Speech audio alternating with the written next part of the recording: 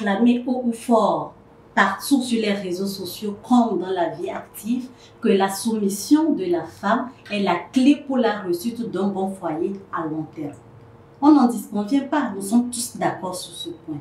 On veut comprendre réellement qu'est-ce qu'on met dans soumission de la femme dans le foyer.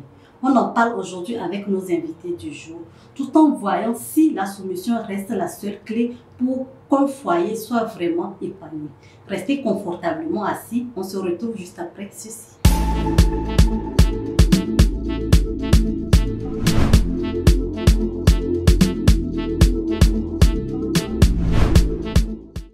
De retour sur ce plateau, je reçois deux habitués qui sont de la maison.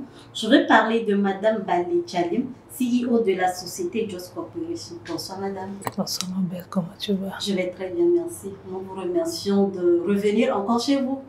Merci. Et de Monsieur Laurent Afoudji, conseiller matrimonial. Bonsoir Monsieur. Oui, bonsoir Madame Clémence. Comment vous allez? Je rends grâce à Dieu. Aujourd'hui, je me porte bien, par sa grâce bien évidemment. Et j'espère que vous allez aussi bien. Je vais très bien. J'espère que tous nos followers aussi se portent à merveille. Nous l'espérons également. Bienvenue à la maison. Merci de nous avoir encore une fois acceptés à la maison. D'accord. Et pour d'entrer dans le jeu, on veut connaître c'est quoi la soumission. On entend parler soumission, soumission. Pour vous, Monsieur Laurent, oui, quand vous parlez de soumission, c'est quoi? Bien, je crois que la question de la soumission ou la définition de la soumission rend beaucoup de personnes un peu, je ne sais pas comment véritablement le dire, mais on dirait que c'est un mot auquel beaucoup sont allergiques de nos jours. Les gens ne veulent plus entendre parler de soumission. Que ce soit dans les services, que ce soit dans les familles, que ce soit dans les couples, même dans les écoles, c'est compliqué aujourd'hui quand on évoque ou on prononce le mot soumission. On dirait que la génération dans laquelle nous sommes est hostile à tout ce qui peut être entendu comme soumission. Mais soumission, qu'est-ce qu'on entend réellement par là? Le dictionnaire nous dira que c'est le fait de se soumettre. Et se soumettre veut dire quoi? Se soumettre, à ma compréhension, veut dire accepter l'autorité d'une autre personne sur soi. C'est-à-dire accepter, se mettre à un niveau auquel on reçoit des consignes, des informations d'une personne située à un niveau plus élevé que le nôtre. Donc c'est ça, se soumettre. Donc la soumission, c'est le fait d'accepter d'occuper cette position pendant un temps peut-être, un temps court ou long, afin que l'œuvre pour laquelle on est là, le travail pour lequel on est appelé, on puisse le réaliser. Les objectifs assignés à notre présence en ce lieu, en ce moment, puissent être atteints de manière convenable. Donc, c'est ma compréhension de la soumission. Je me tourne vers Madame Sandrine. Pour vous, c'est quoi la soumission? Bon, Monsieur Laurent l'a déjà bien expliqué. C'est le respect à une autorité. Ça veut dire que si je reviens au fait que nous sommes dans le cadre du couple, on suppose que la soumission consiste à ce que la femme, qui est l'épouse d'un homme, qui a travaillé pendant longtemps, qui s'est consacrée pour payer une dot et avoir une femme à la maison, la femme doit considérer cet être qui est l'homme au-dessus d'elle et l'accorder le respect qu'il mérite. Donc, pour moi, la soumission consiste à respecter l'autorité de l'homme dans la maison. Okay, merci Madame. Je me tourne vers Monsieur Laurent. Selon ce que Madame Sandrine a dit, c'est respecter l'autorité de l'homme dans le foyer.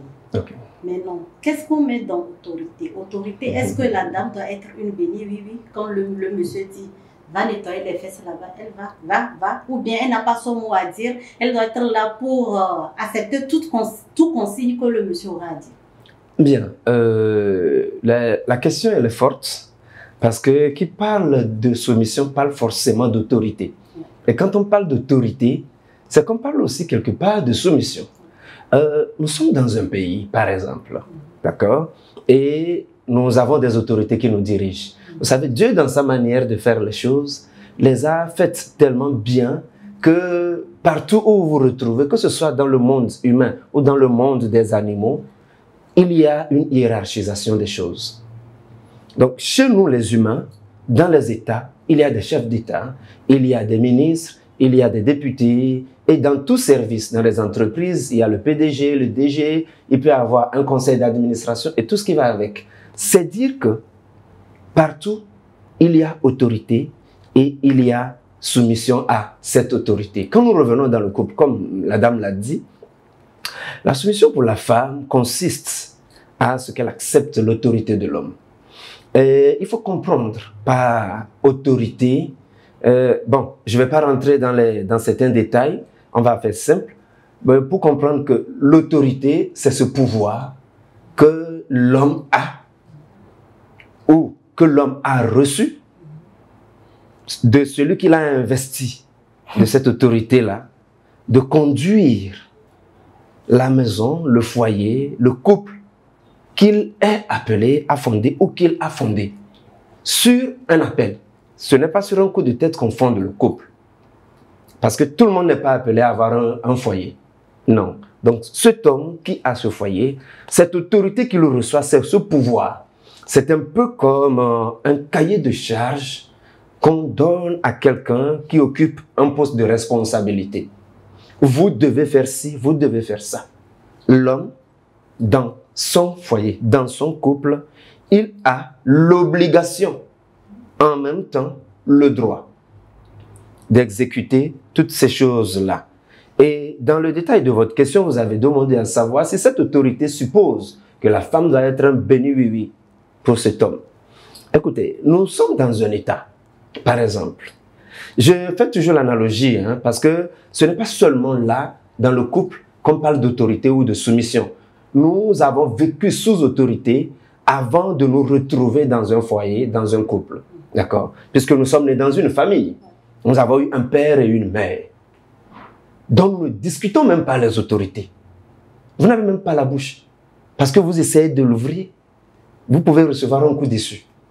Et on se met droit, comme une aiguille. Si on va y passer 20 ans, 25 ans, on le fait sans brancher. Mais quand on arrive dans un couple, ça pose problème. Donc, pour dire que, tout comme dans la maison familiale, avec les parents, on peut faire des propositions aux parents, on peut faire des suggestions, on peut faire des observations. Pas des reproches, des observations, des remarques à ses propres parents, à ses aînés. De même, la femme peut faire le même pas à son mari. Parce qu'une femme bénie, oui, n'est pas soumise, c'est une esclave. C'est l'esclave qui ne peut pas faire de suggestions ou faire de propositions. La femme se soumet, elle n'est pas en esclavage, elle n'est pas en servitude. Elle est dans son couple, dans son foyer, elle a droit à la parole. Mais sa manière de parler doit témoigner du respect, comme la dame l'a dit, du respect qu'elle a pour le monsieur. Elle ne peut pas s'exprimer comme bon lui semble, en désordre, comme si elle s'adressait à un plus petit qu'elle, même pas à un égal à elle. D'accord? Donc, elle ne va pas juste exécuter les ordres. Elle a son mot à dire. C'est vrai qu'on lui demande, on en parlera peut-être plus loin, on lui demande d'être soumise en tout. Mais soumission ne veut pas dire qu'on ne peut pas faire des propositions. On ne peut pas faire des suggestions. On ne peut pas faire des observations. On est autorisé à en faire seulement lorsqu'une décision finale sera prise à l'issue de cette proposition, de tout cela. Il faut quand même que cette décision soit exécutée. Mais pas au prix de sa vie. Il faut qu'on le précise également. Pas au prix de sa vie. Non. Je vais redonner la parole à Madame Sandrine. La soumission, pour vous, vous l'avez définie. Est-ce que la femme, la même question, est-ce que la femme doit être une bénie? Oui, oui. Sinon, comment la femme doit se comporter dans le couple pour qu'on dise que cette femme est soumise?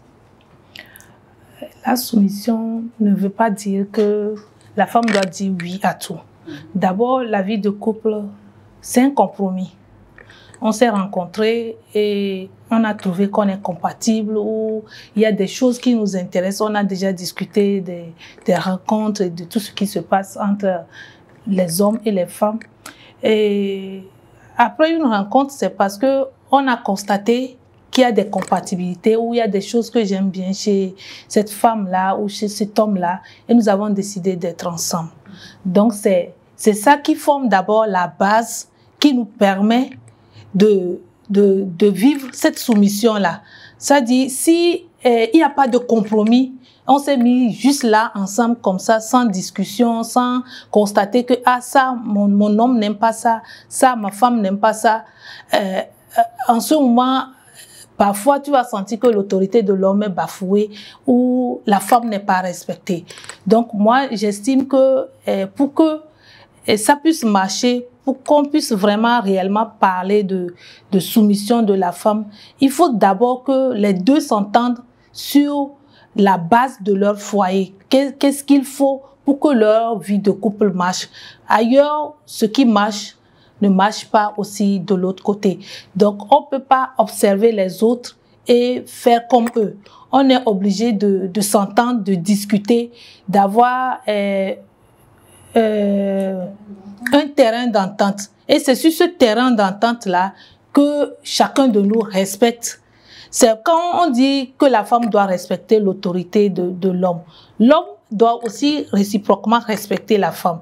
Mais nous parlons du respect de la femme en parlant de soumission, parce qu'on suppose que l'homme est au-dessus de la femme. Mais cela ne veut pas dire que l'homme ne respecte pas sa femme. L'homme respecte sa femme, mais la femme est soumise à l'autorité de l'homme. Elle reconnaît que l'homme est au-dessus d'elle. Et il y a des actes que l'homme pose pour montrer à sa femme qu'il est au-dessus d'elle. Et elle, à ce moment aussi, elle se sent obligée de respecter l'autorité qu'elle a en face d'elle. C'est comme ça que je comprends la chose. Okay. Je reste toujours avec vous. Maintenant, qu'est-ce qui explique la non-soumission des femmes au foyer? Parce qu'on dit que la plupart des divorces qu'on rencontre en ce moment, c'est dû à la non-soumission généralement des femmes. Qu'est-ce qui explique cela? Aujourd'hui, nous faillissons un peu à l'éducation des enfants parce que les parents ne sont pas souvent là. La femme court, elle va au boulot, l'homme va au boulot. Il y a aussi le fait que les gens n'acceptent plus que le voisinage aussi éduque leurs enfants. C'est-à-dire, la base même, c'est l'éducation. Quand une fille grandit en voyant son père respecter, sa maman respecter son papa, quand en éveil ici, on dit « Vos vies n'ayons café mettons ». C'est-à-dire, mais chez nous en pays kabien, on dit manja mongoma, ou je sais pas, il y avait des expressions qui montraient que la femme respectait son homme. Un enfant qui a observé ses parents faire cela, automatiquement l'enfant apprend. Il y a aussi le fait que aujourd'hui les hommes se dérobent un peu de leur devoir conjugal. Et c'est cela même qui pousse la femme à aller travailler. Sinon, quand vous prenez dans le passé, la femme va au champ avec son mari. Quand les enfants ne vont pas à l'école, c'est toute la famille qui va au champ. Donc, toute la journée, on éduque les enfants. On travaille ensemble. On construit tout ensemble. Pour construire la case familiale, c'est tout le monde qui pétrit la terre pour construire la case familiale. Aujourd'hui, nous nous réveillons, je vais au boulot, monsieur va au boulot, les enfants sont à l'école. Quand ils reviennent à l'école, la télé les éduque. Ce que quand nous revenons, nous sommes fatigués. Quand l'enfant veut te parler, tu dis « Ah, je suis fatigué, attends. Papa, sur le journal. » Il y a plein de choses auxquelles nous faillissons aujourd'hui qui fait que l'éducation des enfants sont bâclées. Les enfants même ne respectent pas les parents, ne respectent pas l'autorité ni du père, ni de la mère. Tu peux même établir les règles dans la maison. Tu pars, tu reviens, aucune de ces règles ne sont respectées. Si les enfants même à la maison, là où ils ont eu la base de l'éducation, n'ont pas pu respecter leur père et leur mère, comment ils pourront respecter leur mari? Parfois, quand ma fille parle à son frère, à son grand frère, je lui dis, c'est ton grand frère. Il te dépasse de 7 ans et c'est énorme. Ça veut dire qu'un jour, ton mari aura l'âge de ton grand frère. Donc, tu es censé apprendre à respecter ton grand frère pour que demain, tu puisses faire la même chose avec ton mari. Si tu parles mal à ton grand frère, c'est que demain, tu ne vas pas respecter ton mari qui est considéré comme l'autorité de la maison. Il y a des hommes aujourd'hui, avec les lois qui sont là, on en a déjà parlé ici, on dit, ah, 50%, 50%. Là, si moi je vais travailler avec toi, je ramène 50% de charge de la maison. Toi, tu ramènes 50%. À quel moment je serai soumise? Quand je vais te demander, tu vas me demander de payer la scolarité des enfants. Oui, tu me demandes de payer la scolarité des enfants. Donc, quand je reviens à la maison et je lave les assiettes, par exemple, tu dois être normalement en train de cuisiner. Je suis toujours dans le cadre de la vie africaine. Nous ne sommes pas en Europe ici, nous sommes en Afrique. C'est-à-dire, l'homme, c'est l'autorité. Moi, j'accepte respecter mon homme. Ça, quand il revient du boulot, là, il peut s'asseoir au salon, regarder la télé. Mais quand il s'assoit au salon et il regarde la télé, c'est qu'il est censé faire tout ce qu'il doit faire à la maison pour qu'il soit respecté comme autorité. Tu vois un homme qui se réveille le matin, il ne laisse pas l'argent du petit déjeuner pour les enfants. Les enfants sont renvoyés de l'école, il n'a pas payé l'écolage. Et la femme va mal lui parler. En ce moment, il dira que la femme ne le respecte pas, mais c'est pas... il a failli à son devoir. Et même quand il n'arrive pas à le faire, il faut qu'on sente vraiment dans son comportement que c'est parce qu'il n'en a pas. Parce que la femme, quand elle aime, elle est capable de tout faire. Sans même broncher, elle va être soumise quand elle se sent aimée et elle aime en retour. Elle fait tout sans se plaindre. Mais quand elle sent que son homme à la maison ne respecte rien, ne joue pas son rôle de mari, en ce moment, elle monte sur ses grands chevaux parce que c'est elle qui porte maintenant la culotte. C'est elle qui a le pouvoir, c'est elle qui a pris l'autorité. Puisqu'elle travaille, elle fait ce que l'homme devait normalement faire. Donc, en ce moment, l'autorité de l'homme n'est plus respectée. J'ai vu un peu le coach le conseiller se remuer. Je lui rebalance la question. Qu'est-ce qui amène l'insoumission des jeunes filles aujourd'hui? Merci Clémence et merci à Dame Sandrine pour ses explications. Et j'ai apprécié le développement qu'elle a fait parce qu'elle a touché des éléments assez sensibles sur lesquels je vais peut-être me permettre de revenir sur certains. Aujourd'hui, il y a problème. Vous savez, je ne sais pas mâcher mes mots parce que mon métier ne me le permet pas. Parce que le médecin qui s'amuse à piquer au lieu de piquer ne va pas pouvoir guérir son malade. Donc, j'envoie la piqûre. Ça va faire mal, certes, mais ça va soigner. Et on sera guéri. C'est le but de l'émission. Voilà. Aujourd'hui, nous avons un problème. Et notre problème, c'est la mondialisation. C'est notre véritable problème pour nous, Africains. Notre véritable problème, c'est la globalisation. Le fait qu'on soit interconnectés dans les 4 coins du monde et qu'on sache ce qui se passe ici et ailleurs, sans que ceux qui nous conduisent ne soient capables de maintenir nos modèles éducatifs dans nos sociétés. C'est notre problème. Comme la dame l'a dit, c'est l'éducation. Et je l'ai toujours dit, la base de toute réussite, c'est l'éducation. Donc aujourd'hui, elle a dit, les parents courent à gauche, à droite, cherchant l'argent pour s'occuper des enfants. Cherchant l'argent pour s'occuper des enfants. Et on abandonne ces enfants à eux-mêmes. On ne leur apporte que de l'argent. L'argent n'éduque pas. L'argent gâte. L'argent, qu'est-ce qu'il fait? Il vient révéler ce qu'il y a en vous. C'est ce que l'argent fait. Et comme il n'y a rien, l'argent révèle le vide. Aujourd'hui, nous parlons de la soumission des femmes. Qu'il plaise à Dieu qu'un autre jour, on parle aussi des garçons, des hommes, de leur autorité. Parce qu'il y a problème. Les femmes, elles n'ont plus de modèle. Elles n'ont plus de repères. leurs repères sont dans leur télévision ou dans les télévisions de leurs parents ou de leur mari. Or, tout ce qu'elles voient là, ce sont des faussetés. Ce sont des mises en scène. Novelas. Je vous dis qu'il n'y a rien de vrai, du moins, si on prend 100%, 90% est faux. C'est un film tourné et il y a des idéaux qu'on a donnés à chacun à faire. Après ça, il y a une réalité derrière. La preuve, c'est que ceux qui jouent ces rôles-là, ces bons rôles-là, allez fouiller. La plupart n'ont pas de foyer. La plupart n'en ont pas. Parce que toujours occupés il n'y a pas de stabilité. Donc les jeunes femmes d'aujourd'hui, il n'y a pas que des filles. Les femmes même âgées.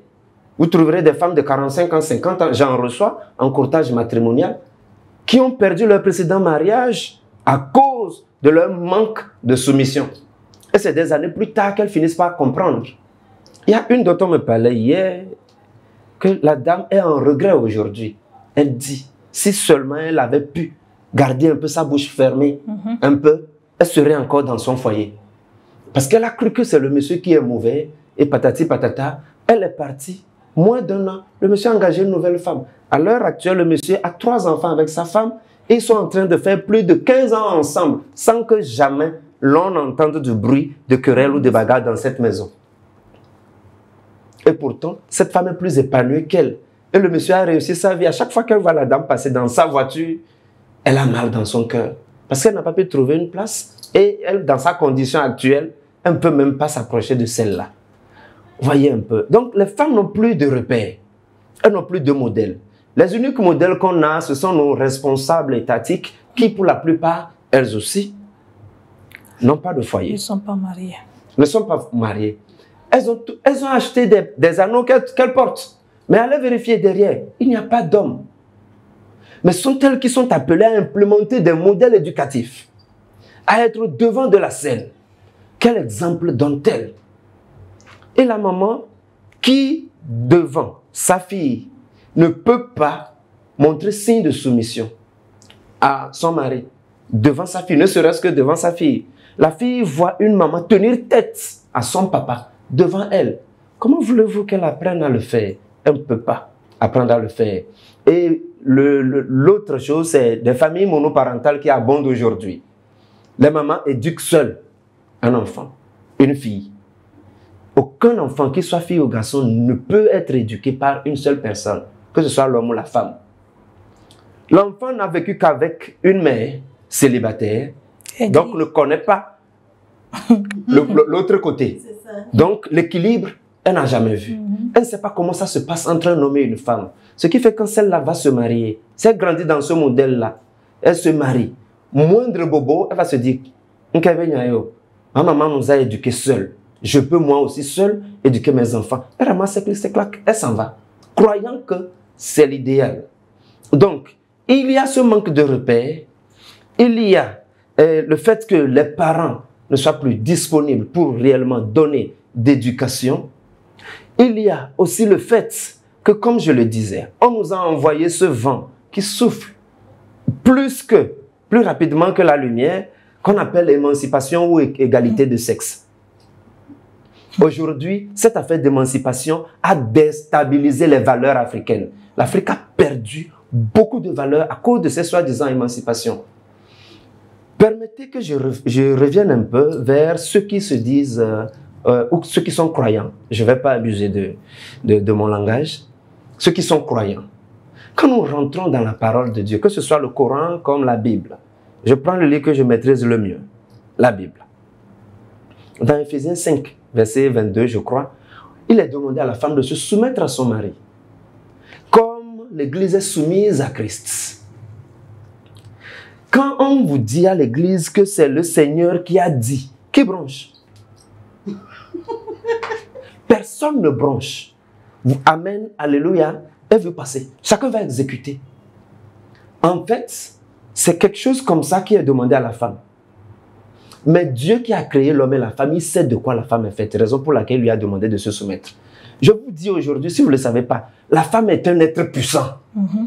La femme, c'est un volcan. Quand la femme se lève et elle dit « je veux ceci », c'est dangereux. C'est plus qu'une rébellion. Raison pour laquelle Dieu lui a dit, « Hey, toi là, je sais ce que j'ai mis en toi. Soumets-toi. Tranquille là-bas. » On dit souvent ce que femme veut, Dieu veut. Hein? Vous savez ça, non? C'est pas pour rien. La femme n'a pas peur. Elle ne prend pas le temps d'analyser le danger avant de l'affronter. C'est après être passée dedans qu'elle se demande, c'était quoi déjà? On lui dit, c'était un danger. Elle est déjà passée. C'est parce que l'homme est calculateur. Il a des responsabilités qu'il voit et son conscient lui dit, ça c'est un danger. Il se dit, en raison de mes responsabilités, je ne vais pas prendre le risque. Sinon, s'il m'arrive quelque chose, ce que je dois gérer va prendre un coup. Et on dit, l'homme a peur. Oui, la femme ne calcule pas ça. Elle rentre dedans. Raison pour laquelle Dieu lui a dit, calme-toi. Et l'homme, Dieu lui a demandé une seule chose à l'égard de la femme. Aime-la. Aime-la. C'est là que lorsque la dame parlait, je bougeais. Parce qu'il y avait problème. Et sur ce point, je n'étais pas d'accord avec elle.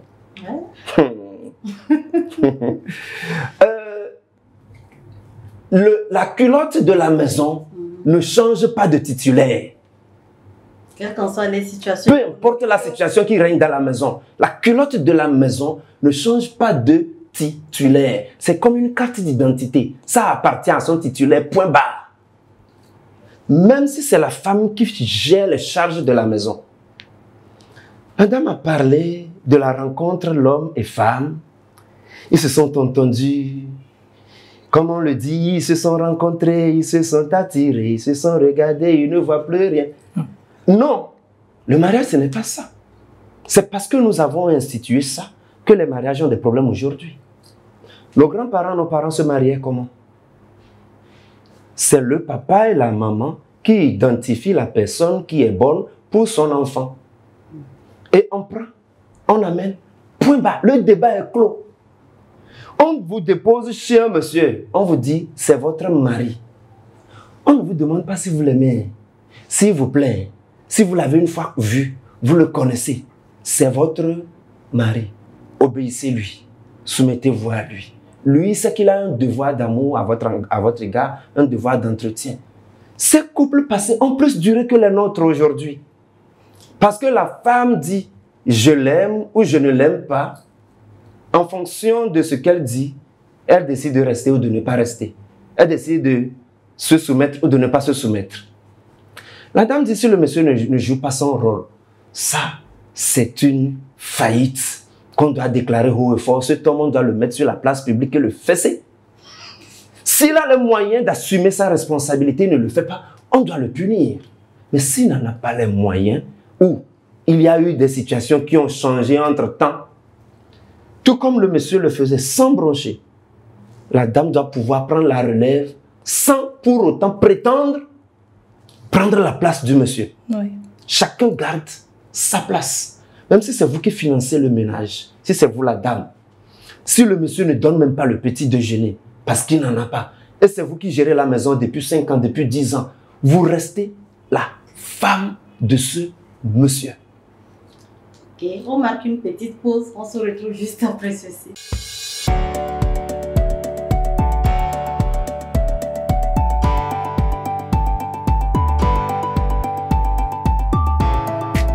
Ma chérie, tu fais quoi dans les rangs? Depuis le matin, je suis ici pour écraser mon maïs. Hé, ma chérie, tu perds ton temps. Moi, je viens du marché comme ça avec mon sac de Ebly Food, la farine de maïs déjà emballée. Ebly Food? Ebly Food, c'est de la farine de maïs naturelle, bien traitée, bien conservée et débarrassée des débris, cailloux et poussières. Disponible partout en format de 1 kg, 2,5, 5 et 25 kg. Et ceci, moins cher. Téléphone +228 92 27 05 05 22 25 54 84. Ebly Food, que votre nourriture soit votre médicament. De retour sur ce plateau, nous étions sur l'engagement de la femme à prendre en charge toutes les dépenses de la maison si l'homme en a l'incapacité. Coach, je reviens sur vous. Ouais. S'il advenait que la dame prend en charge tout sans broncher et l'homme est zélé dans ça parce qu'il a vu une dame qui prend tout en charge, lui-même il ne s'efforce même plus à pouvoir alléger la dame. Et pire encore, tout ce que la dame fait, il prend pour aller chercher dehors.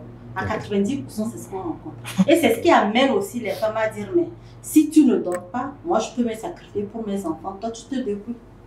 Et quelle appréhension avez-vous de cette histoire? Bien, reconnaissons d'emblée qu'il y a un problème. À chaque fois que quelque chose n'est pas à sa place, c'est qu'il y a un problème. Et le problème peut être à plusieurs niveaux. Un homme bien bâti, un homme complet, accompli, n'agirait pas ainsi. Je parlais tantôt des familles monoparentales. Et ce ne sont pas que les filles qui sont éduquées dans ces familles monoparentales. Il y a des hommes aussi. Donc, un homme qui grandit dans ces conditions peut arriver à cette conclusion fatale. Un homme qui a grandi dans une famille où le papa s'est ainsi comporté peut lui aussi, s'il n'a pas eu à renaître à un moment donné, se comporter de cette manière-là. Un homme qui prend le vilain plaisir de faire de mauvaises compagnies peut se retrouver dans ces revers-là, dans ces travers. Sinon, un homme, un vrai, qui a senti l'aspiration, le besoin de se marier, de fonder un foyer. Parce que fonder un foyer, c'est un besoin. Ce n'est pas un désir, ce n'est pas un plaisir. C'est un besoin vital. Un homme qui a senti le besoin, c'est-à-dire qui a vécu seul, qui a trouvé que seul, ça ne peut pas aller.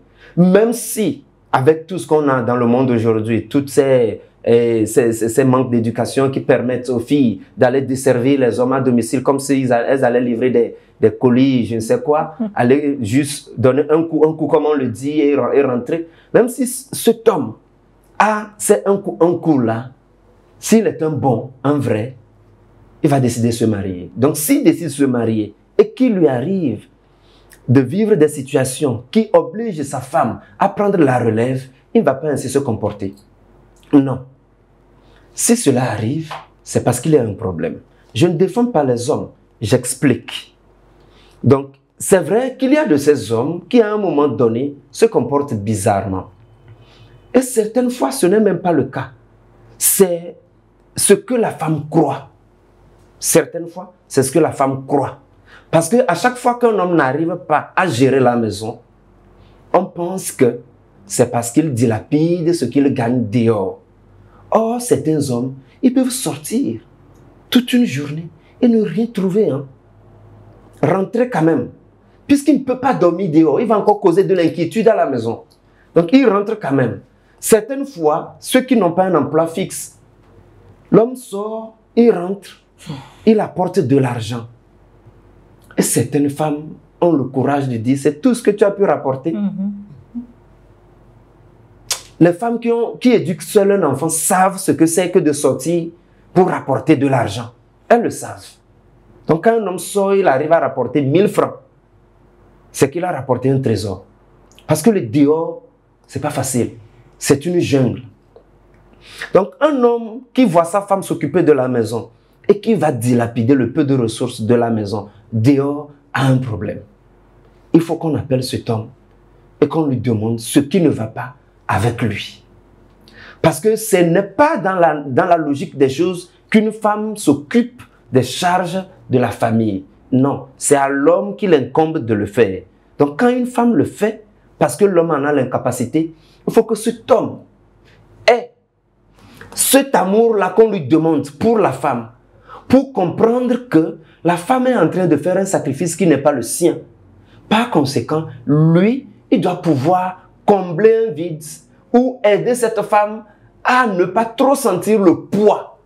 C'est ce qui revient à l'homme, par amour et par obligation d'amour pour cette femme. Aimer, ce n'est pas ce que nous décrétons.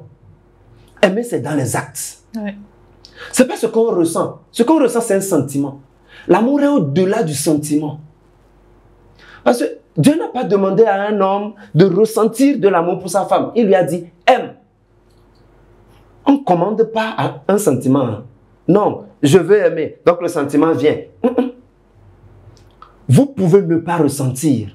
Vous devez poser des actes qui montrent que vous avez de l'intérêt pour l'autre. D'abord, aimer veut dire quoi? Sur ce plateau, j'ai une fois défini ce que ça veut dire aimer. Aimer, c'est vouloir le bien de l'autre. Tout simplement. Accepter l'autre tel qu'il est et accepter combler le vide ou les faiblesses qui sont les siennes pour que l'autre soit bien. C'est ça aimer. On nous dit Dieu nous a tellement aimés qu'il a fait quoi? Il nous a donné son Fils unique afin que nous ne périssions pas, nous ayons la vie éternelle. C'est pour son bien que lui nous a donné son Fils? Non, c'est pour notre bien. Donc quand on aime, ça n'a rien à voir avec les sentiments. Oublions les sentiments. Quand on est ensemble, on s'amuse, je t'aime, oui, c'est une très bonne chose. Mais au-delà de ce que l'on ressent, il faut les preuves. Donc, quand une femme assure les charges de la famille, il faut que l'homme soit capable de l'aider autrement. La femme, on lui demande un effort qui n'est pas le sien. Il faut que l'homme soit capable de faire un effort qui n'est pas également le sien.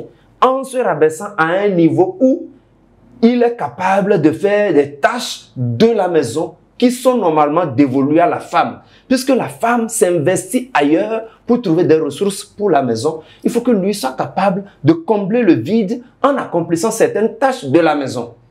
Et là, quand la femme revient, même si elle a subi des frustrations au Dieu, n'importe comment, qu'elle vient voir que l'homme, dans son autorité d'homme, a quand même accepté se rabaisser avec humilité, puisque c'est ça l'humilité. L'humilité, c'est accepter quitter sa position, son piédestal, pour venir se comporter comme si on était à une position inférieure. L'humilité, c'est pour les grands, c'est pas pour les petits. Les petits sont déjà par terre, ils ne peuvent plus être humbles. L'humilité, c'est pour les grands. Donc, c'est pour les personnes qui ont l'autorité. Donc, l'homme doit accepter cette humilité-là et le faire. Et cela calme la femme. Parce qu'elle joue son rôle d'une certaine manière, que lui aussi, il le fasse. D'ailleurs, pour le bien de la maison, les deux ont l'obligation de s'investir. À partir du moment où tu n'arrives plus à faire ce qui t'est dévolu. Et c'est la femme qui le fait. Et toi, tu ne fais plus rien. À quoi tu sers dans la maison? Or, la femme, c'est un être à qui on ne laisse pas une petite faille. Quand elle trouve de la faille, elle en fait un boulevard. Tu lui donnes la possibilité de mal parler de toi. Elle ne va pas seulement mal parler de toi entre vous. Elle va le faire publiquement. Et tu vas te sentir frustré. Tu l'as voulu, tu l'as cherché et tu dois supporter. Donc, quand les hommes abandonnent la maison, volontairement, là, c'est là que je mets le mot volontairement, il y a un problème. Ça ne doit pas être le cas. Mais, j'interpelle les femmes. Ce qui caractérise une femme, c'est sa douceur. Une femme qui perd sa douceur n'est plus femme. Carrément. Donc, quand l'homme agit de manière mancho, la femme doit réussir à calmer ses ardeurs qui montent. C'est en cela que Dieu demande à la femme de se soumettre. Parce que si elle laisse monter tout ça, ça va capoter.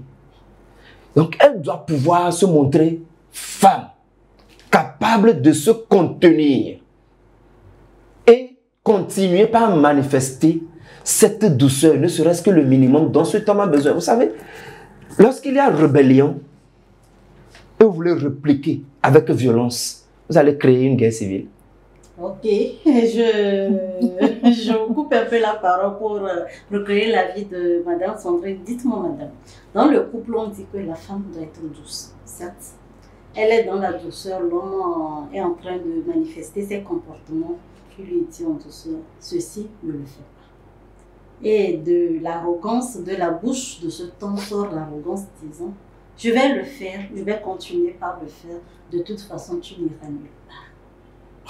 Ça, c'est mettre au défi quelqu'un, je suis désolée, c'est mettre au défi quelqu'un. Selon vous, est-ce que cette femme doit toujours continuer à manifester cette douceur malgré l'incompréhension de son homme, malgré que l'homme a refusé totalement de changer pour le bien-être du couple?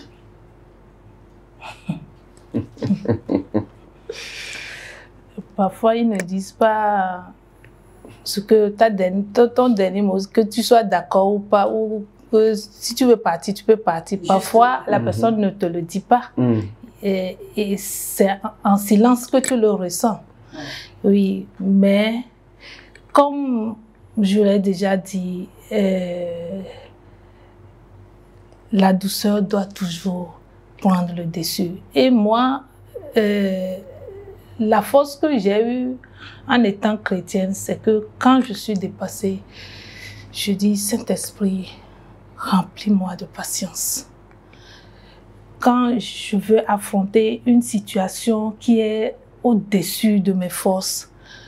Parce que j'étais un peu timide, donc je n'arrivais pas vraiment à exprimer ce que je ressens.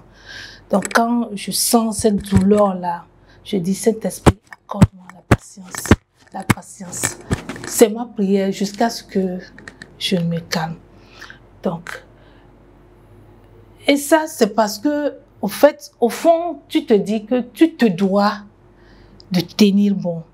Tu te dois de tenir bon, de tenir pour tes enfants, de tenir pour... Donc, face à certaines situations, quand tu manifestes la douceur dont le coach parle, cette douceur-là finit par te donner la victoire à long terme. Tout de suite, tu n'as pas les résultats. Les gens vont te trouver ridicule. Les gens vont t'insulter. Ils vont te dire que tu es bête. Tu ne réfléchis pas. Mais à la longue, tu finis par avoir la victoire. Quand tu es en face de quelqu'un, oui, il y a d'autres, ils te disent, moi, je ne fais pas de compromis. Soit tu acceptes ou soit tu n'acceptes pas. Il n'y a pas de compromis. Ce que lui, il a dit là, c'est ça que tu dois respecter. Un point, c'est tout. Que ça te plaise ou non, tu dois le respecter.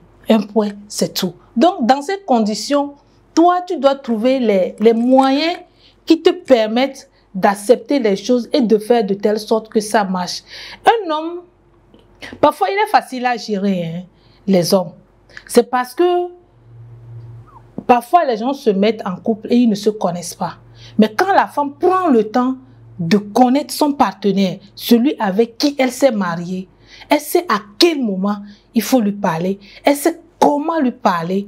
Et même s'il n'écoute pas tout à l'heure, même s'il ne comprend pas ce que tu dis tout à l'heure, ça va toujours trottiner dans sa tête. Il va toujours y penser et à un moment donné, il va changer. Moi, je me dis toujours, par expérience, que à force de parler à l'autre doucement, ah, tu vois chérie, si on faisait ça comme ça, comme ça, comme ça, ce serait mieux. Et il faut savoir à quel moment le dire ça. Et par orgueil masculin, il peut te dire des mots sales, il peut te dire des choses qui vont te blesser. Mais je te jure qu'il va y penser. Il va toujours y penser. Et parfois, ça peut durer 10 ans.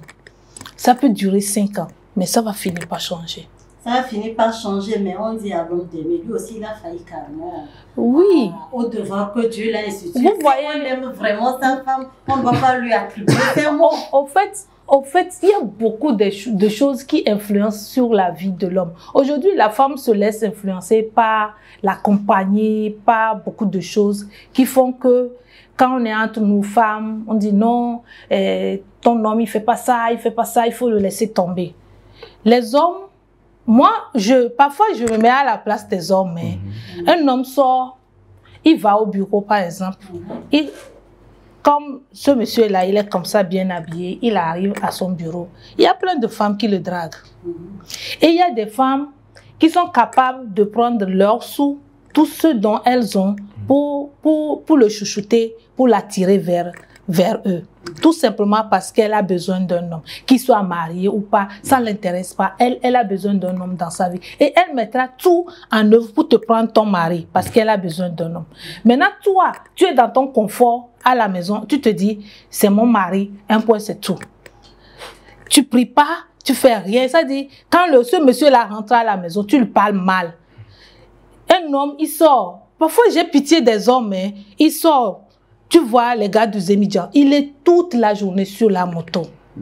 Je vois mon frère qui est un tailleur. Il est sur la machine jusqu'à parfois 1h, 2h du matin. Parce qu'il doit payer la scolarité de ses enfants. Il doit payer le loyer. Il doit payer l'eau. Il doit payer l'électricité.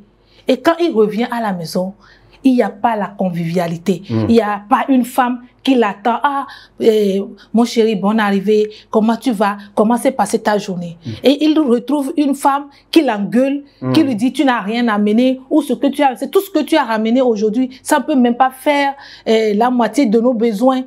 Tu n'es pas en train de le stimuler, de l'encourager à comment a été ta journée? Est-ce que la journée a été bonne? Le monsieur te dira, ah, vraiment, aujourd'hui, ça a été difficile, ça a été du courage. Demain, ça ira mieux.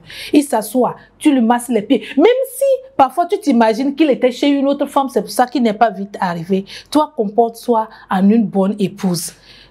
C'est en fait ça le problème. Il faut que la femme apprenne à se comporter en bonne épouse. Même quand tu le regardes et tu observes et tu sens qu'il est parti coucher avec une autre femme ou il est parti faire de n'importe quoi au dehors, il a mangé, il a bu dehors. Continue pas de te comporter en bonne épouse. Et quand il t'observe, lui-même au fond de lui, il a honte. Je te jure.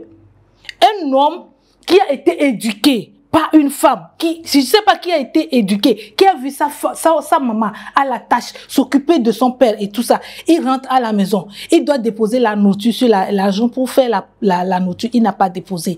Et consciemment, moi mon frère m'a dit un jour, lui il passait, il a vu les ménamas qui font la viande là, il dit, oh, que lui il a eu tellement envie de manger la viande. Et il est parti, il dit, je travaille, je souffre trop. Il est parti s'asseoir, on l'a servi la viande. Et il a demandé une bière. Quand il a pris un morceau, il l'a mis dans la bouche. Il dit, ah, ma famille, mes enfants sont à la maison. Qu'est-ce qu'elle a mis dans la sauce actuellement? Il s'est levé. C'est pour dire qu'au fond de chaque homme, il y a ça. C'est vrai que parfois l'éducation a failli ailleurs. Et les meilleurs hommes, c'est ceux qui ont vraiment la crainte de Dieu. Quand un homme n'a pas la crainte de Dieu en lui, il est comme un animal sauvage qu'on doit apprivoiser. Et la femme peut réussir à le faire. Alors que si l'homme, il a reçu la parole de Dieu et la parole de Dieu, il faut laisser les hommes, ils vont à l'église seulement. Hein. La plupart, là, ils vont remplir seulement les bancs d'église. Mais l'homme qui a reçu la parole de Dieu et son cœur a été changé, cet homme-là, quel que soit ce qui se passe au dehors, tu sens la paix dans son foyer. Et souvent, tu vas voir de ces hommes-là, ils ont des mauvaises femmes à la maison. Des femmes qui les insultent, qui les embêtent, qui ne les respectent pas. Mais le couple tient parce qu'ils sont patients, ils ont le cœur rempli d'amour. Donc, le problème, il est crucial. Le problème du couple aujourd'hui, c'est que chacun de nous doit se revoir dans son confort. Tu dois oublier ton confort. Au fait, quand on est ensemble, c'est qu'on oublie son confort. On fait tout pour que l'autre soit bien. Et quand l'autre est bien, nous sommes heureux. Ok, je reviens vers Monsieur Laurent. La dame a développé. Moi, je vais poser toute autre question. Je sais que vous allez rebondir en prenant la parole. Maintenant, quel est vraiment le rôle de l'homme dans le foyer? On connaît le rôle de la femme. S'occuper de la maison, être soumise à son mari, respecter l'autorité, tout ce qui va avec. Quel est le rôle de l'homme dans la maison? Il faut que chacun connaisse son rôle pour qu'au moins dans le couple-là, ça puisse aller. Bien, Clémence, le rôle de l'homme, c'est 3-4 émissions. Pour en parler correctement, 3-4 émissions. Donc, en résumé, oui. On va résumer avant d'en revenir avec un bon thème sur ça. L'homme, dans son foyer, joue le rôle de Dieu.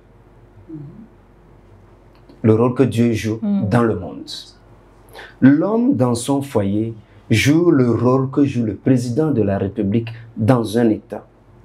L'homme, dans son foyer, joue le rôle que joue un roi dans son royaume. Un DG ou un PDG dans son entreprise. Que ce soit manager ou leader, il a pour rôle de veiller à ce que tout le monde dans sa maison soit bien. J'ai bien dit tout le monde. Quand je dis tout le monde, je ne dis pas tous les humains.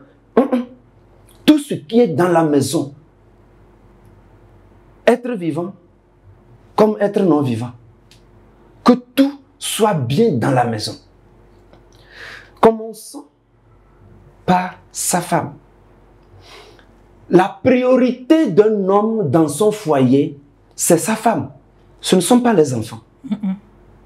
Les enfants sont des fruits de leurs œuvres à deux. Donc c'est la priorité à eux deux, les enfants. Mais sa priorité dans la maison, c'est la femme. Si un enfant va conduire ce monsieur-là à se séparer de cette femme, il doit se séparer de cet enfant. C'est fort ce que vous disiez. Hein? Parce qu'il n'a pas d'alliance avec les enfants. Il a d'alliance avec la femme. Il a fait des promesses. Il a tissé une alliance avec cette femme, pas avec les enfants, parce que tôt ou tard, ces enfants vont quitter la maison. Si à cause d'un enfant, il chasse la femme, l'enfant va grandir, il va quitter. Il se retrouvera seul. Même si l'enfant revient de temps en temps, il va vivre cette solitude-là. Donc sa priorité, c'est sa femme. Donc la première personne qui doit l'importer dans la maison, dont le bien-être doit l'importer dans la maison, c'est le bien-être de sa femme. Manger, boire, santé, là où se coucher, se vêtir, sa distraction. Le plaisir de la dame incombe à l'homme. Sur le plan, quand je parle de son épanouissement, c'est sur le plan physique, sur le plan spirituel également. Émotionnel. Émotionnel. Tout ça est compris. L'homme doit veiller à tout ça pour la femme. D'abord. Maintenant, elle prend la femme, elle dépose, elle prend les enfants. Un à un, autant qu'ils sont. Qu'il y ait parmi eux ses propres enfants ou pas. Tous ceux qui sont dans la maison, à part la femme, il doit les prendre un à un, par ordre d'arrivée. Et s'en occuper de la même manière jusqu'à la fin. On finit avec les humains. S'il y a des animaux de compagnie, pareil. Maintenant, dans la maison, puisqu'il doit veiller à ce que la femme se sente bien, les enfants se sentent bien, si il faut une télé, je n'ai pas dit si la femme a envie d'une télé. S'il faut une télé, il doit en pouvoir. S'il faut un lit, il le faut. S'il faut, il doit pouvoir à tout ce dont la maison a besoin pour être en bonne santé. Donc, sur le plan spirituel, quand je parle du spirituel, n'entendez pas seulement ce qui est rapport avec Dieu ou ce qui est rapport avec nos adorations, nos divinités. Non. Quand on quitte le corps, on va dans l'esprit, on parle du spirituel. Donc, quand je parle du spirituel, je parle en même temps du mental. Parce que vous voyez des gens bien portants physiquement, mais dans leur mental, je vais vous faire une confidence. Une fois, j'étais allé à l'hôpital, c'est passé, c'est Saint-Jean-de-Dieu, au niveau de Kakaveli, où on s'occupe des personnes ayant des problèmes avec leur psychisme ou leur psychologie et autres. Je vous dis que, sur cette base, je vais donner un conseil. Quand vous êtes dans une société et votre boss arrive, ou votre collègue arrive, vous ne lui avez rien fait, et puis se comporte bizarrement, restez calme. Vous voyez des gens en cravate, ce sont des malades mentaux. Des gens passent là-bas, prendre leur injection journalière avant d'aller au boulot. Sinon, ça va péter. Des gens sont en cravate, bien costumés, ils descendent de leur 4x4, de leur Toyota, je ne sais quel jour. Ils vont prendre leur injection avant de remonter dans la voiture et aller au boulot. Chaque matin, ils doivent passer, ou de manière périodique, ils doivent passer. Sinon, le jour où ils oublient, ils vont faire des crises au boulot et on va aller les chercher, ramener à la maison. Certaines fois, vos boss viennent vous crier dessus. Ce n'est pas de votre faute, c'est parce qu'ils ne vont pas bien. Donc, il y a des gens physiquement bien portants, mais qui dedans ne se portent pas bien. Pareil dans nos maisons. Et l'homme doit veiller à tout cela. Pour sa femme, pour les enfants, les domestiques, tous ceux qui travaillent dans la maison. C'est le rôle de l'homme. Veiller à ce que la maison qui les abrite soit en forme, soit suffisamment solide, soit confortable, ou du moins puisse sécuriser chacun dans la maison. C'est le rôle de l'homme. Dites-moi, avec la vie que nous vivons aujourd'hui, les revenus que vous connaissez, le SMIC qui est le nôtre dans ce pays, pour un fonctionnaire qui gagne, allons jusqu'au triple du SMIC actuel, avec 2 enfants, une femme, dans cette ville, vous êtes sûr que cet homme peut assurer toutes ces charges-là? Il ne peut pas. Non, il le voudra bien, mais il ne le pourra pas. Même si financièrement, il va pouvoir s'en sortir, il y a les à côté, le plan psychologique. Parce que lui aussi subit des pressions au boulot. Il subit des pressions dans son travail. S'il est revendeur dans son marché, tout le stress, tout ça, et lui, il vient. Lui, il doit faire tout ça. Finalement, qui s'occupe de lui? Lui, là. Qui s'occupe de lui? C'est là le problème. Raison pour laquelle vous aurez constaté que les hommes meurent plus rapidement, plus vite que les femmes. Parce qu'il accumule tout le stress de la maison. Lui seul. Et quand la femme ouvre la bouche, au lieu de sortir des paroles qui vont l'apaiser, sont des paroles qui vont encore plus le frustrer. Quand il sort, il se confie à qui? Comment il fait pour revenir? Moi, j'ai vécu avec un papa, quand il en a marre à la maison, quand la maman veut faire des histoires, il cherche juste un habit. Il fait tout pour sortir. Quand il sort, c'est parti pour la nuit tardive, avant de revenir. Je ne comprenais pas à l'époque. Je me demandais pourquoi il fuit cette dame-là. Il pouvait l'affronter et lui montrer que c'est lui l'homme. Non, mon papa ne parle pas. Il n'est pas bavard comme moi. Non, lui ne dit même pas un mot. Mais ma maman, c'est un feu. Vous voyez, la nature est faite de telle manière que c'est toujours comme ça. La nature est une horreur du vide. Donc, c'est un peu ça le rôle de l'homme. La scolarité des enfants, la formation des enfants, s'ils doivent aller en apprentissage, s'ils doivent se déplacer, si quelqu'un doit aller, pendant que lui, il est au boulot, si sa femme doit aller au marché, le déplacement de la femme, c'est lui qui doit gérer. Si on appelle la femme à l'école, qu'un enfant a fait une crise, si la femme doit aller, c'est dans sa poche que la femme doit se déplacer. Et pourtant, peut-être lui-même, il a marché pour aller au boulot. Mais il doit pouvoir déplacer cette femme-là. Sinon, la femme va parler. Tout ça là, pour l'homme, seul. Vous m'avez demandé le rôle de l'homme. Ouais. Je vous ai donné le rôle de l'homme dans la maison. Ok, merci beaucoup. La dame aussi, elle avait donné le rôle de la femme. Je crois que si on continue, on ne va pas en finir. On ne va pas en finir. Je vous laisse donner à tour de rôle un exemple palpable qui vous a marqué pour clôturer et après le mot de fin. Parler d'un exemple palpable, c'est parler de l'histoire de quelqu'un. Une histoire qu'on n'a pas vécue nous-mêmes. Ou peut-être qu'on a vécu. J'aurais bien voulu parler de moi. Mais déjà dans une émission, je l'ai fait, une dame m'a appelé pour me dire de ne plus parler de moi. Qu'on n'est pas là pour savoir ce qui se passe ou ce qui s'est passé dans ma vie, dans mon enfance. Mais de parler d'autres personnes. Et par respect pour mes parents, je dois m'abstenir de le faire. Mais j'ai des exemples, puisque j'en reçois tout le temps. C'est l'exemple d'une dame qui vient avec son monsieur. Le monsieur, il est directeur d'une société, d'une administration étatique. Le monsieur, quand il a épousé sa femme, il était encore employé de bureau. Il n'était pas encore promu. Tout allait bien. Jusqu'à ce que la femme reçoive comme une nomination à un poste de responsabilité de ce pays. Elle a été nommée parce qu'elle militait dans une association et par rapport à cela, elle a reçu une nomination. Quand la femme a commencé, ses attitudes ont changé, son comportement a changé.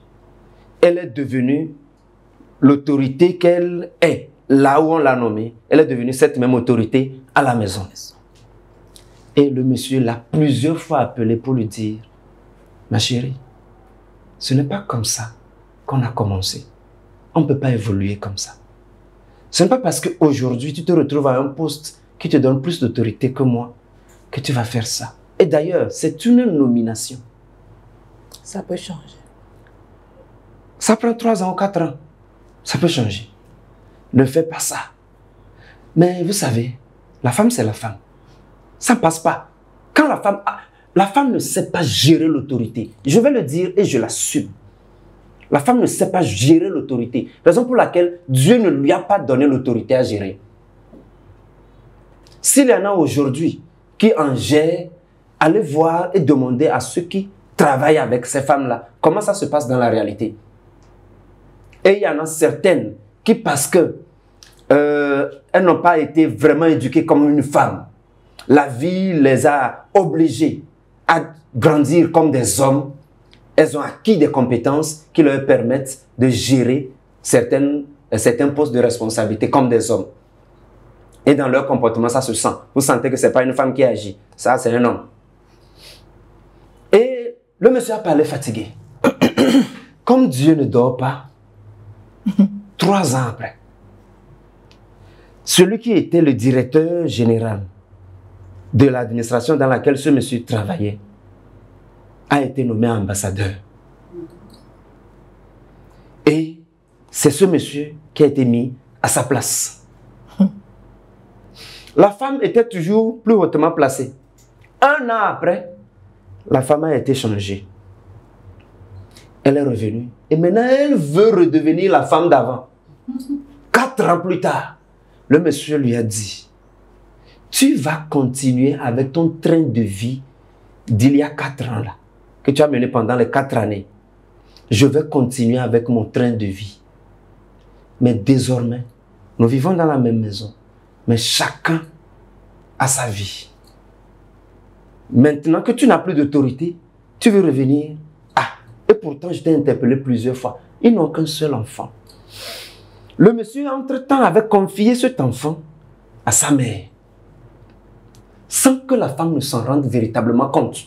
Elle constate que certaines fois, quand elle vient à la maison, ou quand elle est à la maison, l'enfant n'est pas là, le monsieur lui dit tout simplement, grand-mère est venue le chercher. Grand-mère est venue le chercher. Elle ne savait pas que l'enfant ne dormait pas à la maison.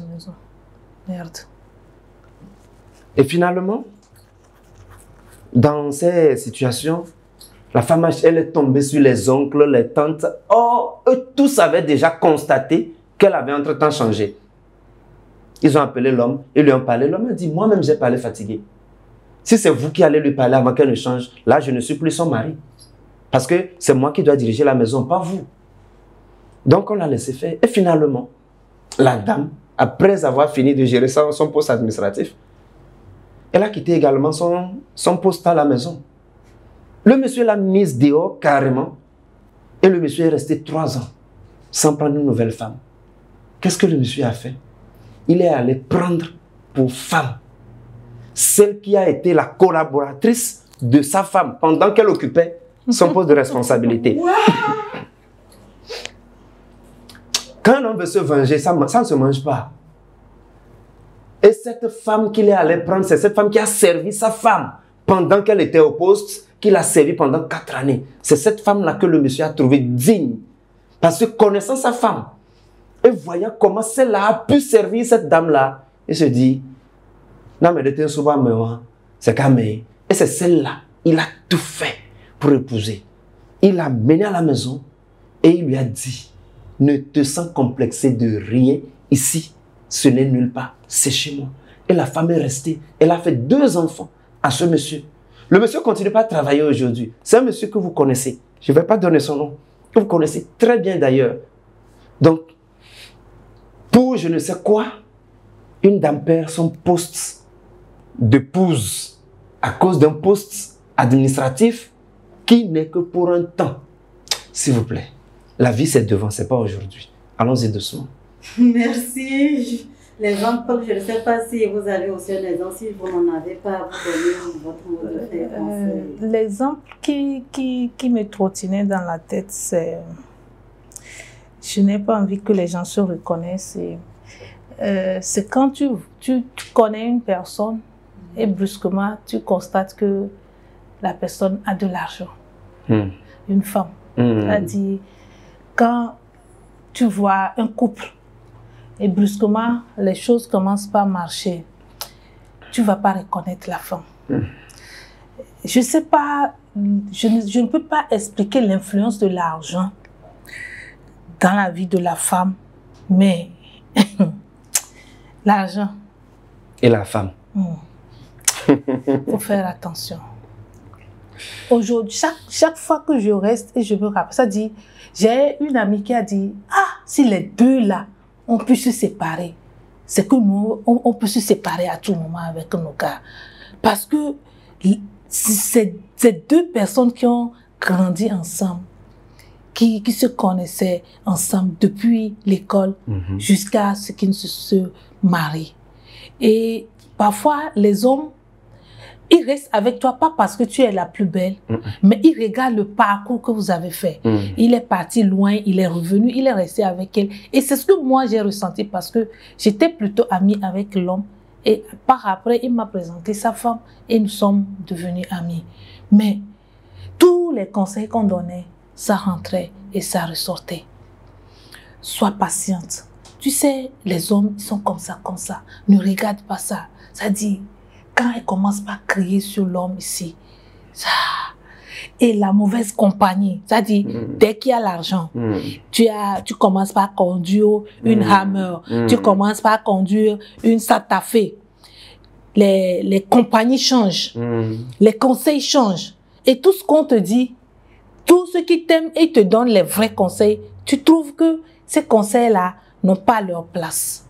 Et un matin, toi qui étais dans une Hammer, tu te retrouves sur un Zémidjan, dehors, hors de la maison, tout simplement parce que tu n'as pas su tenir ta langue, tu n'as pas su être patiente au moment où il fallait, tu n'as pas su placer les mots qu'il fallait placer au moment opportun, tu n'as pas su te comporter en grande dame, c'est-à-dire une grande dame, c'est celle qui sait se maîtriser et attendre patiemment que les choses se décantent.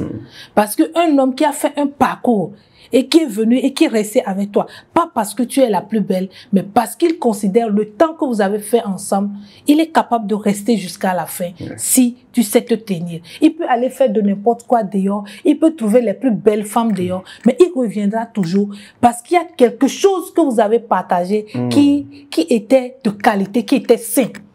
Les gens quand un homme et une femme ont traversé des choses ensemble, leur relation diffère. Quand il rencontre une fille dehors qui vient parce qu'il l'a vu nanti, il l'a vu avec une voiture, c'est pas la même relation. Donc, les femmes, en bref, doivent savoir que la vie de couple, c'est un parcours de combattant. Je dis souvent à certaines amies quand elles ont des problèmes, je dis c'est comme grimper une montagne. Quand tu grimpes une montagne, tu vas comme ça, à un moment donné, on fait le tour, on monte comme ça, après on fait le tour. Quand on commence par faire ce tour-là, c'est pour se reposer un peu. Après, on remonte encore jusqu'au sommet. Et il y aura des moments où tu vas être un peu apaisé et après des moments de repos, tu vas continuer par grimper et c'est avec la force de l'Éternel qu'on arrive progressivement, doucement à atteindre son objectif. Il faut se dire que on s'est engagé, c'est pas pour se séparer, mais c'est pour aller jusqu'au bout. Et quel que soit ce qui se passe, on est obligé de s'entendre, de mettre la patience, la douceur et la soumission pour que ça marche. Que le Seigneur vraiment aide les femmes à accepter. Et cette douceur-là, de demander, même si on n'en a pas, c'est vrai que parfois, après avoir vu nos mamans souffrir, on a vécu certaines choses, on a vu nos copines être déçues, il y a ta copine qui vient te dire, ah ça, tu vois, c'est comme ça que je me suis comportée, voilà, c'est pour ça qu'il s'est comporté comme ça. Ça ne marche pas dans tous les cas. Ne prenons pas les exemples des autres pour en faire sien et gâcher nos vies. À chacun ses expériences. C'est toi qui as rencontré ton homme.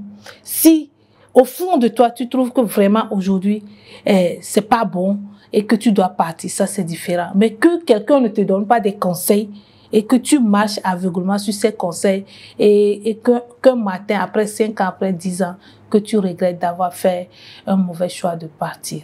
Donc moi, j'exhorte vraiment les femmes à prendre leur mal en patience. C'est pas facile, mais avec la patience, avec la soumission, ça marche toujours. Merci madame pour votre mot de fin et conseil que vous avez jumelé en même temps. Monsieur Laurent, votre mot de fin. Merci. Je remercie Dame Sandrine pour ces précieux conseils. Et quand vous l'entendez, vous sentez et vous savez qu'elle a de l'expérience et fort heureusement, elle n'est pas comme beaucoup dehors, beaucoup qu'on peut voir dehors. Et je l'apprécie pour ça. Je prie Dieu que son mari puisse avoir le cœur qu'il faut pour pouvoir gérer cette grande dame-là pour le bien de toute la famille. Et ça, c'est la première partie. Pour revenir à votre question sur mon mot de la fin, je dirais une chose aux femmes.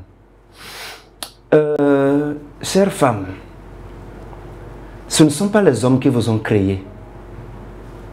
Il y a un créateur en haut, Dieu, c'est lui qui vous a créé. Il sait pourquoi il vous a créé femme. Quand il vous créait, il disait, il n'est pas bon que l'homme soit seul, je lui ferai une aide semblable. Il ne parlait pas de vous, il parlait de l'homme, l'être masculin qu'il avait déjà créé. C'est lui qui n'est pas bon, qu'il soit seul. Il lui fera une aide semblable. Et cette aide semblable-là, c'est vous, femme. Vous êtes là pour aider l'homme, pas pour le combattre. Vous êtes là pour aider l'homme, pas pour vous égaler à lui. Vous êtes là pour aider l'homme. C'est l'homme qui a la vision, c'est lui qui a la mission. Et vous êtes là pour l'aider à accomplir sa mission, à réaliser la vision, pour qu'il puisse rendre fidèlement compte à celui qui lui a confié cette tâche. Chères dames, ceux ou celles qui vous parlent dehors, vérifiez bien leur ménage avant d'appliquer leurs conseils. Vérifiez bien. Vous avez grandi dans une maison où votre papa a été l'autorité. Il a été tout ce qu'il a pu être. Il a été mauvais. Vous ne l'avez jamais affronté. Vous ne lui avez jamais crié dessus. Parce que si vous le faites, il va prononcer des paroles qui vont vous suivre. Donc vous l'avez respecté. Vous travaillez dans des sociétés où vos boss, vos chefs vous crient dessus, vous maltraitent, vous insultent, vous font subir des choses. Mais à cause d'un petit montant d'argent, vous avez le courage de subir, de vous taire et de gérer jusqu'à la fin du mois, jusqu'à la fin de l'année. Et vous, certaines, vous avez fait 5 ans, 10 ans, 15 ans dans ces sociétés. Vous n'en êtes pas mortes. Et vous autres, vous êtes dans des églises où les pasteurs vous martyrisent, vous exploitent, vous disent du n'importe quoi. Vous obéissez comme si vous étiez des moutons. Pourquoi c'est chez vous, dans votre propre ménage, que le problème de soumission se pose? Réfléchissez. Vous avez sûrement un problème. Réglez le problème. Si vous ne pouvez pas, demandez de l'aide aux professionnels. Nous sommes là pour vous aider. Et Dieu est fidèle. Il va vous aider. Sinon, la soumission, ça ne se partage pas. C'est pour vous les femmes. Et les hommes ont l'obligation de vous aimer. Les hommes vous aimeront, mais soumettez-vous en tout. Merci. C'est sur cette note d'émotion, de conseil de nos chers invités que nous refermons l'émission de ce soir. Nous vous exhortons à liker, à commenter et à donner vos avis et suggestions. On se fera un plaisir de vous satisfaire. Mettez en commentaire vos idées, les sujets dont vous aimeriez qu'on débatte. Nous, on se fera un plaisir de vous satisfaire comme toujours, car votre croissance fait notre valeur. Avec KG Afrique TV, on apprend toujours. Nous sommes une famille, restons toujours en famille et changeons ce monde en un modèle meilleur pour un avenir meilleur. Bye et à la prochaine.